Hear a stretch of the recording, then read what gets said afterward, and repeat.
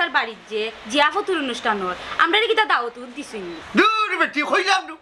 দায়িত্ব তাকে হটাই মিয়া যাইবা বউ হলুতা লইয়া ইনা আবার দাওয়াত কি থাকো এরে তোমার এখন কথা কইতাম সেইরাম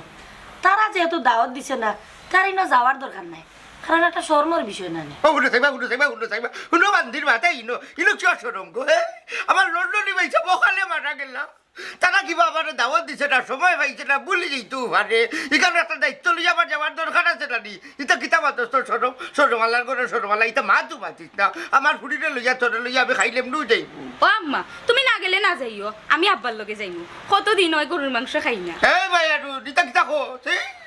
এ রে ই বাড়ির মাঝে সদস্য মাত্র 3 জন একজন তুইয়া যাইব কিলা তোর মারা লইয়া দিতাম হইব কিতা গে আবার দি যাইবাই নি না তোমার সরম লইয়া করে বই দিবে বইলে বউ হঠাই মেয়ে তা ঠেকাতে হঠাই মেয়ে যাইব তবে সাইবু সবরে লইয়া যাইতাম যাওতে যাও না গেলে নাই জিয়াবতর অনুষ্ঠান আল্লাহর একটা রহমত থাকে খানিও যে মজো